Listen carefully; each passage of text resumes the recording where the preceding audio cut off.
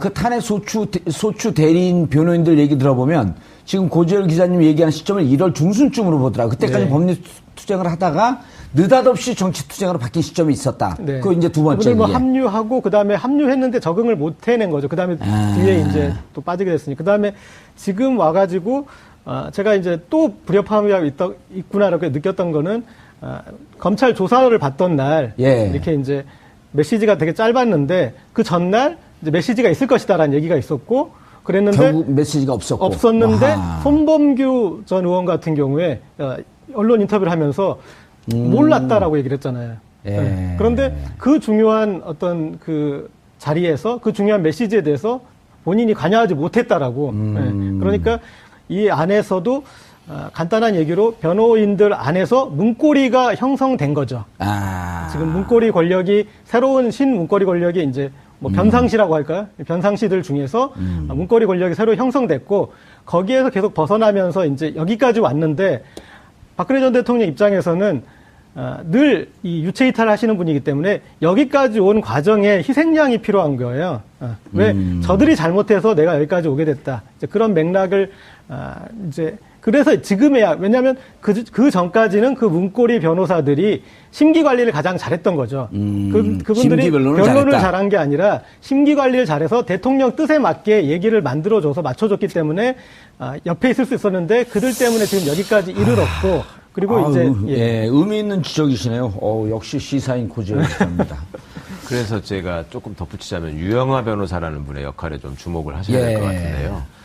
지금 유영하 변호사는 헌법재판소 대리인단에 포함되지 않았었거든요. 그렇죠. 네, 계속 형사사건을 맡고 있는 거였고 처음에 변론 차원에서 했던 얘기가 뭐냐면 여성으로서의 사생활을 존중해줘야 된다 이런 얘기를 했었거든요. 그러니까 같은 변호사의 입장에서 볼 때 과연 형사사건 변호인단의 변론 전략이 무엇이었는가가 저는 계속 이게 의문입니다. 그러니까, 전략이 뭐였었냐.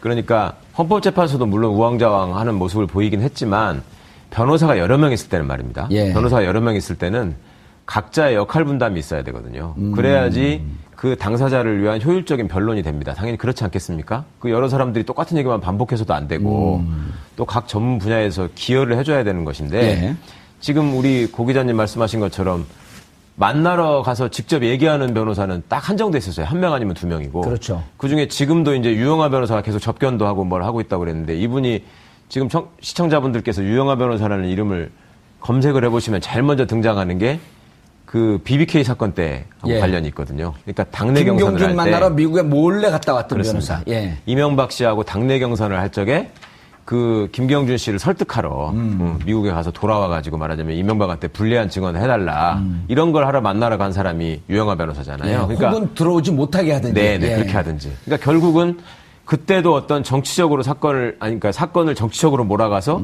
정치적 이득을 얻기 위한 그런 역할을 하는 데 있어서 당시에 박근혜 대표 내지는 후보하고 긴밀한 연락을 갖고 있었던 것이고 지금도 보면은 변론을 하는 데 있어서 어떤 법리적인 다툼이나 증거 싸움을 하는 것이 아니고 어떤 정치적인 의미를 자꾸 부여하면서 정치적인 내용으로 가려고 한다고 그런단 말입니다.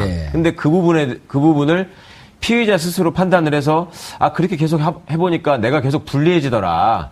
그러니까 그렇게 그만하시라. 내지는 변호인을 바꾸는 상황도 생각을 해봐야 되는데 지금까지는 보면은 유영하 변호사에 대한 신임을 거두고 있는 것 같지 않아요. 그러니까 변호인을 한다고 하더라도 뭐 추가로 선임을 하거나 아니면 헌법재판 그 대리인을 했던 분들을 좀 그 중에서 일부를 뭐 교체한다거나 이런 생각을 하고 있는 것 같은데 그러니까 오죽하면 바깥에서 보던 동생인 박지만 씨가 변호인을 좀 바꿔야 될 것 같다. 그러니까 그런 얘기들을 있어요. 먼저 하잖아요. 그러니까 객관적으로 볼 때 지금 실질적인 법리적인 어떤 도움은 받지 못하고 제가 보기에는 변호인들의 어떤 정치적인 입장이나 또 자기 장래에 대한 어떤 전략에 의해서 좀 냉정하게 말하자면 이분이 좀 이용당하는 측면도 있다. 그런 부분까지도 피의자로서 좀 고민을 해봐야 될 텐데 그러지를 못하고 있는 게 지금 박근혜 씨의 비극이라고 저는 생각합니다. 알겠습니다.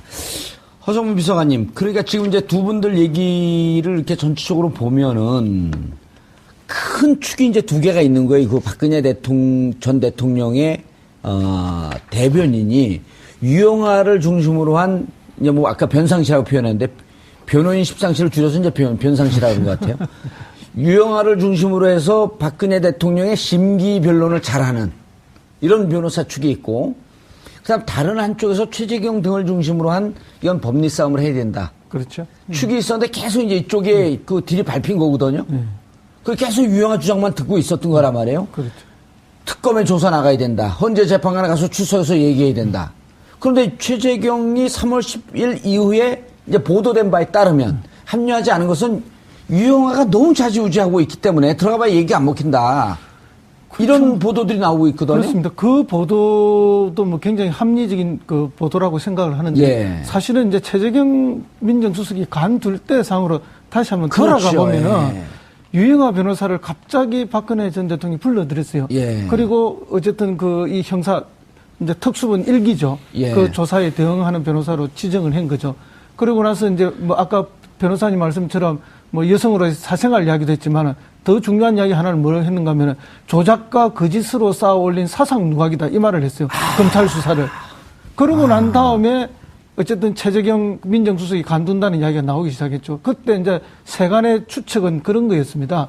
아, 최재경 민정수석은 검찰 내에서 굉장히 신망도 높고 어쨌든 지검장도 했고 어쨌든 뭐 자존심도 강한 그리고 박근혜 정권의 뒷설거지를 하려고 어렵게 들어온 사람인데 유영아 수준의 변호사한테 이렇게 지휘를 받는 모습은 이게 견딜 수 없는 모욕이 아닌가. 예. 그리고 방금 말씀하셨듯이 유영아 전 변호사는 어쨌든 그런 정치투쟁 일종의 그런 모습을 가지고 예. 또 최재경 민정수석 라인은 어쨌든 이제 검찰을 잘 아는 사람으로서 법리나 또 일부는 시인하고 일부는 방어하는 이런 전략인데 그 대충돌 그런 두 가지 측면에서 최재경 라인이 도대체 견딜 수 없었던 게 아닌가 하는 그런 게 지금까지도 계속되고 있는 것으로 그렇게 세간에서는 느끼고 있습니다. 그렇게 평가가 되는 거죠. 예. 세간에 느끼는 건 여기서 전하지 마세요. 본인의 그 정확한 판단을 저도 얘기해 세간의 줘야죠. 한 명입니다. 세간의 한 명이. 그런데 그러면 지금 이제 최 변호사님 작전을 바꾸거나 예. 흐름을 틀으려고 하면 예를 들어 박지만 동생의 얘기대로 이거 도대체 객관적으로 보이는 거 아니야? 박지만 입장에서는 이거 변호인 전략 실패한 거 아니냐? 그런데 유영아만 계속 지금 적변을 가고 있단 말이에요. 네. 이걸 확대하거나 방향을 바꿀 수 있을까요?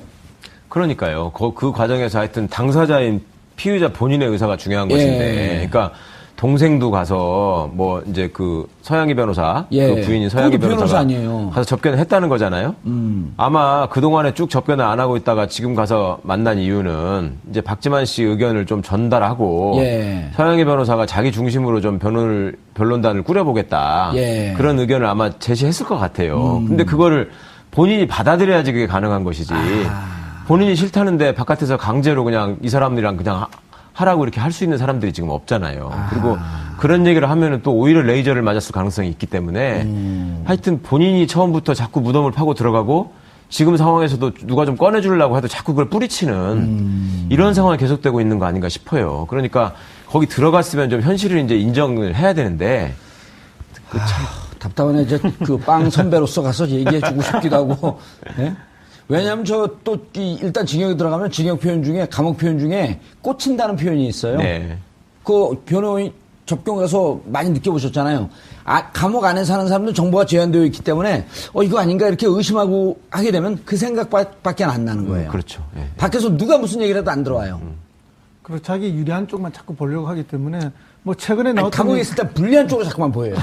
이게 나한테 그래 꽂혀갖고 그 생각만 계속하면 교도관들이 그걸 설득하는 게 그렇게 힘이 드는데 박근혜 대통령 스타일로 제가 보면은 이건 더욱더 유영아 변호사를 찰떡같이 신봉할 위험성이 더 높다. 이렇게 보여요. 그럴 수 있겠죠. 예.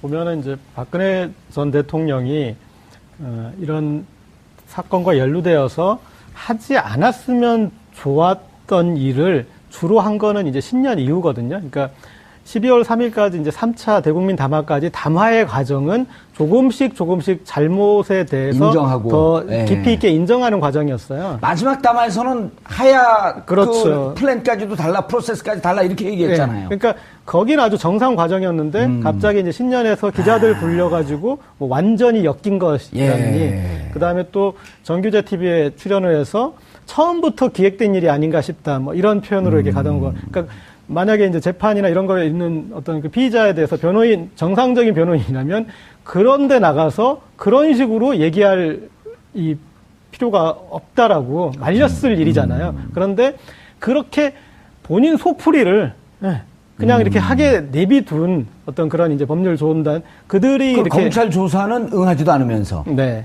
여론 이제 그러니까 여론전으로 풀려고 했던 것들 이제 그런 것들을 이렇게 진행했던 것에 대해서 이제 문제 제기가 좀 본격적으로 나오는 것 같고 예. 그리고 이제서야 이제 사람이 좀 이렇게 고립되거나 감옥이나 군대 가 보면은 그래도 이제 드디어 피가 물보다 진하다라는 생각을 좀 하게 되지 않습니까? 그러니까 드디어 이제 박지만 서양희 부부가 좀 역할이 나오면서 그러다 보면은 가장 지금까지 문고리에 있었던 사람과의 충돌이 불가피할 수밖에 없고 그래서 지금 이제 유영하 변호인에 대해서 비토가 좀 본격적으로 나오는 것 같습니다. 사건 때하고 예. 관련이 있거든요. 그러니까 당내 경선을 할 김경준 때 만나러 미국에 몰래 갔다 왔던 그렇습니다. 변호사. 예. 이명박 씨하고 당내 경선을 할 적에 그 김경준 씨를 설득하러 미국에 가서 돌아와가지고 말하자면 이명박한테 불리한 증언을 해달라 이런 걸 하러 만나러 간 사람이 유영하 변호사잖아요. 예. 그러니까 혹은 들어오지 못하게 하든지. 네네 예. 그렇게 하든지. 그러니까 결국은 그때도 어떤 정치적으로 그러니까 사건을 정치적으로 몰아가서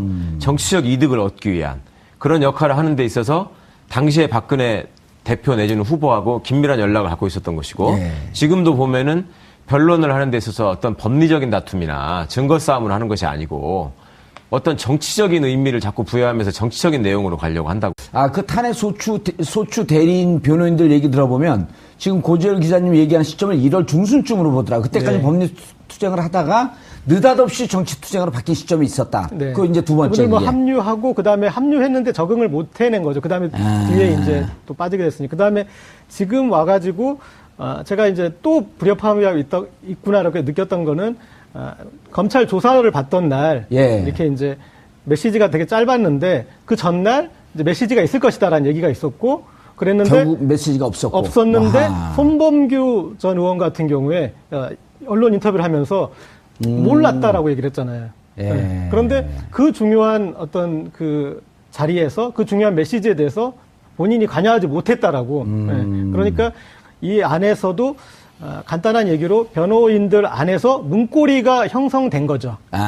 지금 문고리 권력이 새로운 신문고리 권력이 이제 뭐 변상시라고 할까요? 변상시들 중에서 문고리 권력이 새로 형성됐고 거기에서 계속 벗어나면서 이제 여기까지 왔는데 박근혜 전 대통령 입장에서는 늘 이 유체 이탈하시는 분이기 때문에 여기까지 온 과정에 희생양이 필요한 거예요. 왜 저들이 잘못해서 내가 여기까지 오게 됐다. 이제 그런 맥락을 이제 그래서 지금에야 왜냐하면 그 전까지는 그 문고리 변호사들이 심기 관리를 가장 잘했던 거죠. 이게 의문입니다. 그러니까, 전략이 뭐였었냐? 예. 그러니까 헌법재판소도 물론 우왕좌왕하는 모습을 보이긴 했지만 변호사가 여러 명 있을 때는 말입니다. 예. 변호사가 여러 명 있을 때는 각자의 역할 분담이 있어야 되거든요. 그래야지 그 당사자를 위한 효율적인 변론이 됩니다. 당연히 그렇지 않겠습니까? 그 여러 사람들이 똑같은 얘기만 반복해서도 안 되고 또 각 전문 분야에서 기여를 해줘야 되는 것인데 예.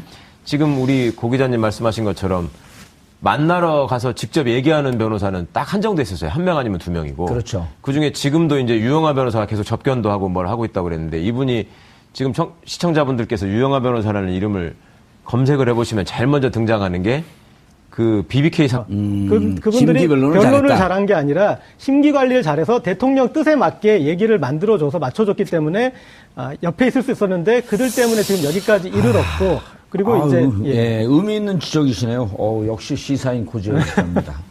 그래서 제가 조금 덧붙이자면 유영하 변호사라는 분의 역할에 좀 주목을 하셔야 될 것 같은데요. 지금 유영하 변호사는 헌법재판소 대리인단에 포함되지 않았었거든요. 그렇죠. 네, 계속 형사사건을 맡고 있는 거였고 처음에 변론 차원에서 했던 얘기가 뭐냐면 여성으로서의 사생활을 존중해줘야 된다 이런 얘기를 했었거든요. 예. 그러니까 같은 변호사의 입장에서 볼 때 과연 형사사건 변호인단의 변론 전략이 무엇이었는가가 저는 계속